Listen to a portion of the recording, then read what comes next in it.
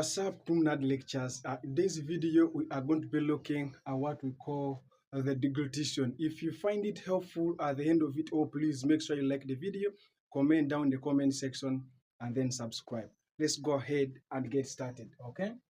Now, when we are looking about the deglutition, we are going to be following this kind of the objective. We shall look at what we call the definition of deglutition. We shall also look at what we call the phases of what we call the deglutition. Now, first thing first, we need to understand what is deglutition. Now, deglutition is a physiological process of swallowing, just as simple as that.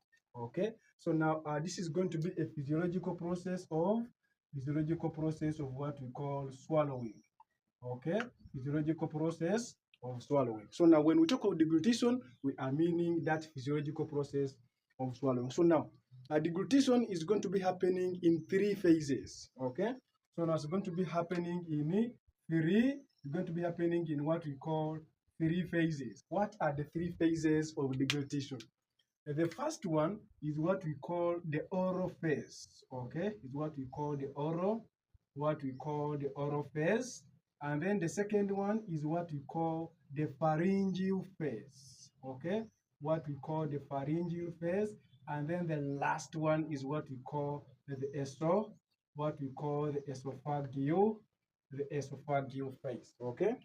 So now those are going to be the 3 phases of what we call the deglutition. So now what are we trying to mean? We are looking at those processes through which the food is going to be moving right from the oral cavity, going back to what we call the pharynx, and then it is propelled down through what we call the esophagus, down into what we call the stomach. That is the physiological process we are looking at, from the oral cavity to the pharynx, and then also what we call the esophagus down to what we call the stomach. Okay.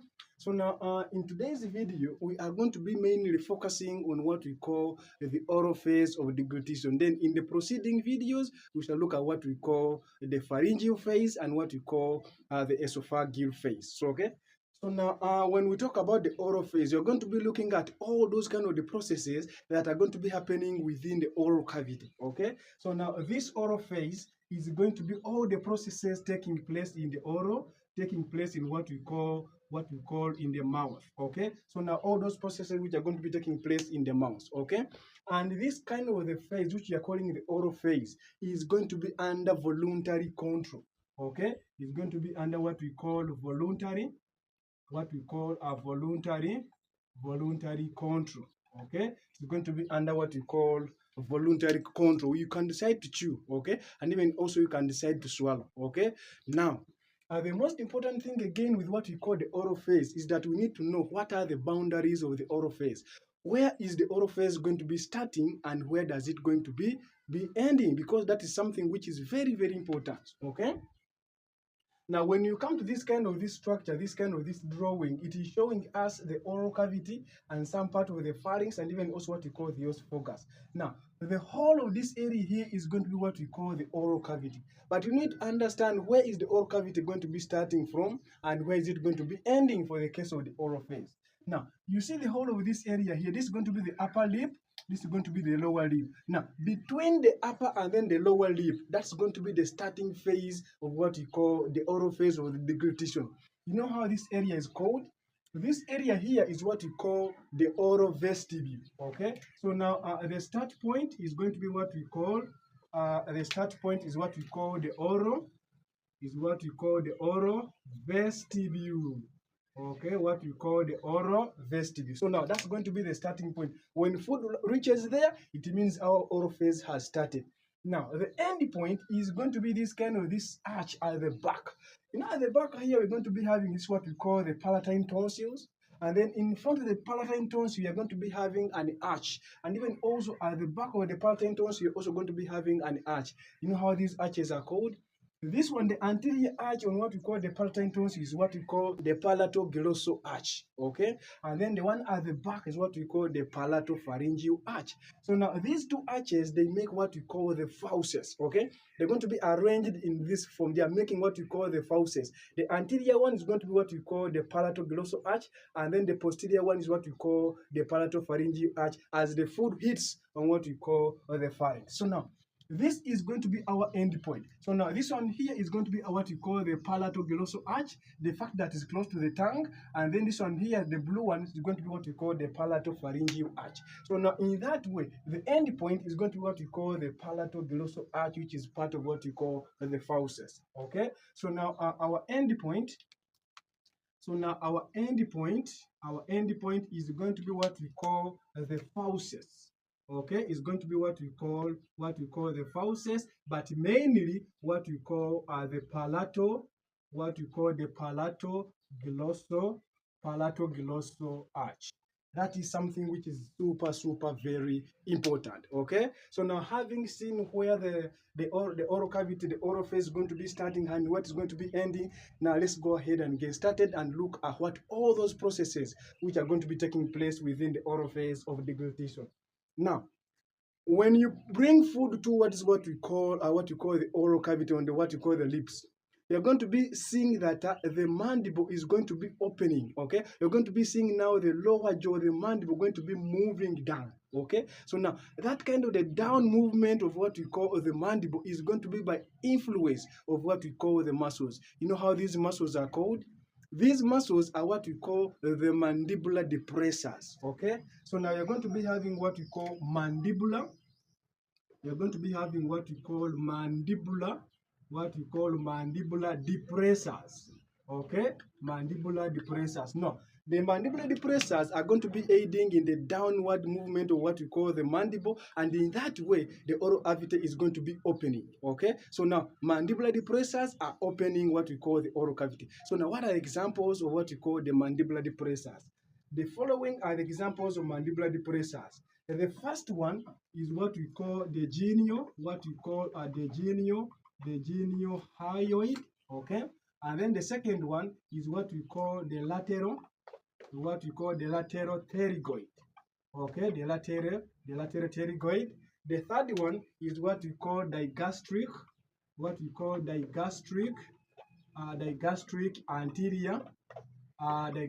anterior belly, okay? And then the last one is what we call the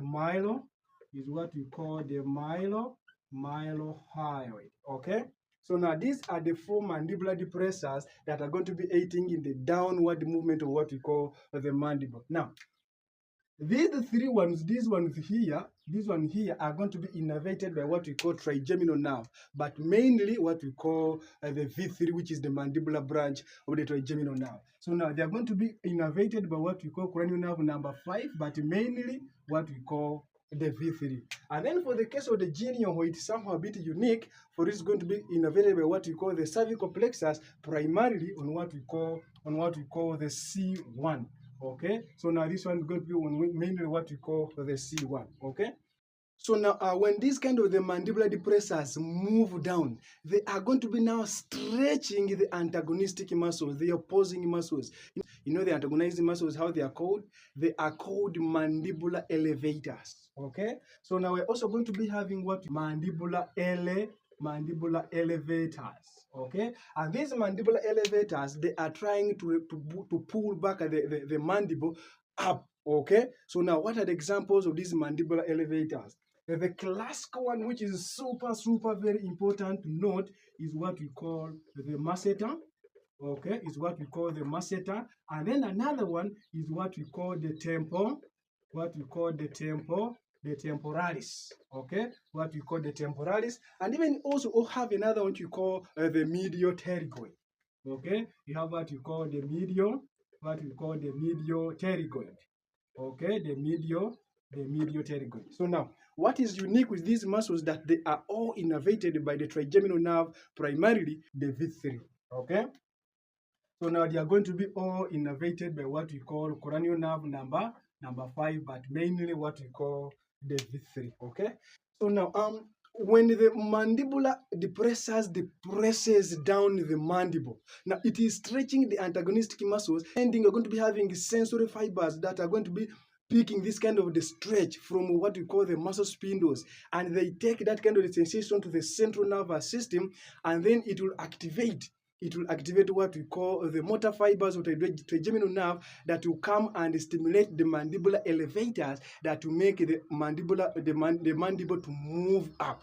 And in that way, if the mandible elevators contract and they pull up what we call the mandible, it is going to be now moving up. Okay, so now in that way we are going to be now chewing. So now repeated movement of up and down movement of the mandible, we are going to be now in what we call the chewing process. Okay, so now these mandible depressors and the mandibular elevators, they are aiming in what we call the chewing process. Okay, the chewing process. So now this is going to be one of the most important processes during what we call the oral phase. Okay, so now the chewing process is one of the super very important processes in what we call the oral phase of what we call deglutition. So now, but we are going to be chewing using what we call the muscles. However, the structures that are going to be crushing the what we call the food is what we call the teeth. Okay, so now we have involvement of what we call the teeth. Okay, so now you're going to be having what we call teeth involvement. Okay, and of course you're going to be having a couple of different teeth. We have what we call the incisors. Okay, we have what we call the incisors. We have what we call the canine. Okay, we have what we call the premolars. Okay, premolars, and even also what we call the molars. So now these kind of the teeth collectively, they are going to be making sure that food is cut, is teared, and then crushed down. Okay, so now they are aiming at cutting, tearing, and making sure that food is crushed. Okay, or crushed, or what we call chewed. Okay, so now that's going to be the main purpose of what we call the teeth, because as the mandible is moving up and down, the teeth are continuously crushing what we call the food. Okay, however, when food is in the oral cavity, we have some other structures that are going to be activated to start the process of what we call salivation process. Okay, so now another kind of the most important process which is going to be happening in the oral cavity is going to be what we call salivation, the salivation process. Okay, what we call the salivation process. And of course, for the case of the salivation process, we are going to be having what we call the salivary glands that are going to be producing saliva. We have mainly two types of what we call the salivary glands. We have what we call the intrinsic, and then also what we call the extrinsic. Okay, extrinsic salivary glands. And then for the case of the intrinsic salivary glands, these ones, they are going to be producing saliva, which accounts for approximately 10%. And then the extrinsic are going to be producing saliva that accounts for what we call 90% of the saliva in the oral cavity. And the intrinsic, we have what we call the buccal, the lingual, the palatine. Okay, and even also what we call the extrinsic salivary glands, we have what we call the parotid, we have what we call the submandibular, and even also what we call the sublingual, producing what we call the biggest percentage of saliva in the oral cavity. And this saliva is going to be aiding in what we call, okay, so now in that way, as you are moistening the food, we are now crushing that big solid substance we have eaten into a nice kind of the liquid solid mass, which we are calling a bolus. So now, if we have something like this, is going to be now our food substance. Okay, it's going to be now our food substance, which we are going to be eating. Now, when we put this food here and we chunk it down, and then we mix it with the saliva, we are going to be making something which we are calling a bolus. So now, if we put this kind of this piece here and we chunk it down, and then from there, we mix in what we call the saliva coming from what we call the salivary gland. Now, we are going to be making a very nice compact mass, which we are calling a bolus. So now, we are going to be transforming this big mass into these kind of the tiny structures, okay, these kind of the tiny structures, increasing the surface area for enzymatic reaction from what we call the saliva, okay, into what we call a bolus, okay, so into what we call a bolus. So now this one here is going to be what we call a bolus. So now it is that bolus that you are going to be now swallowing, okay. Now, after forming the bolus, for example, this one here is going to be now my bolus. Now, how is this bolus going to be propelled back on what you call the pharynx? How is that one going to be happening? we need also the tongue also to play a very important role. Okay, so now we need the tongue. We need the tongue. We need the tongue, which you are calling the tongue shaping. We need tongue shaping. Okay, we need tongue. We need tongue shaping, and we need tongue shaping and movement. Okay, we need the tongue shaping and movement. So now the tongue has to take a certain shape that will aid in the downward back movement of what we call the bolus to what we call the pharynx. Okay, so now what is going to be happening exactly? Now this tongue is going to be now taking this kind of this shape. Okay, because the tongue is going to be that kind of the muscular structure, which is going to be super very important in this kind of the of what we call the swallowing process. So now the tongue is going to be taking this kind of shape. Okay, it's going to be taking this kind of the shape. So now it is going to be making a very small kind of the invagination. Okay, a very small kind of the invagination, which we call the central trap. Now by doing this, what is going to be happening exactly? The up movement of what we call the tongue to the hard palate is going to be by the influence of what we call the extrinsic muscles. In that way, the tongue is going to be having two kinds of the muscles. It's going to be having what we call the intrinsic, okay, intrinsic, and even also what we call extrinsic. Okay, what we call the extrinsic.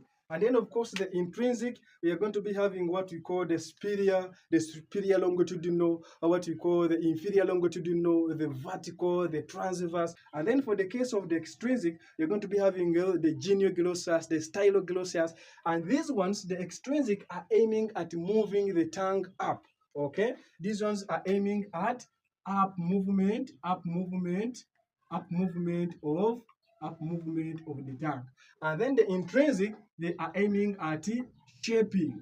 Okay, are aiming at shaping the tongue. Now, in that way, it is going to be making now our bolus to move and hit on what we call this kind of the arch. You remember what we said about the arch, the palatoglossal arch? We said that whenever this kind of the bolus moves and hits on what we call the palatoglossal arch, that becomes the end of what we call the oral phase of what we call deglutition. So now, when this bolus comes and hits on this kind of this arch we are calling the palatoglossal arch, that comes to the end of what we call the oral phase. It means you are going to be now crossing to what we call the pharyngeal phase, where we're going to be having what we call a stimulation of what we call the swallowing centers from what we call the brain stem. Okay, and anything that happens in the pharyngeal phase is going to be what we call under autonomic nervous system. We do not have control over them.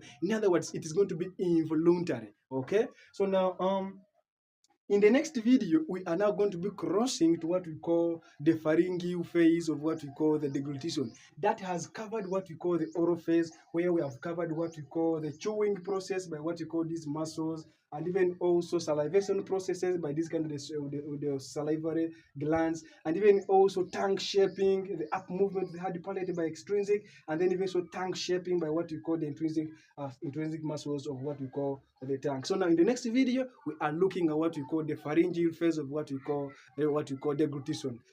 Tumnad, I have talked a lot of things, and if you think whatever I've talked is making sense, is adding to you, you are benefiting, please you can like the video, comment down in the comment section, and subscribe. Please, let's move to what we call the second phase of deglutition, which we are calling the pharyngeal phase. Tumnad, as always, we meet.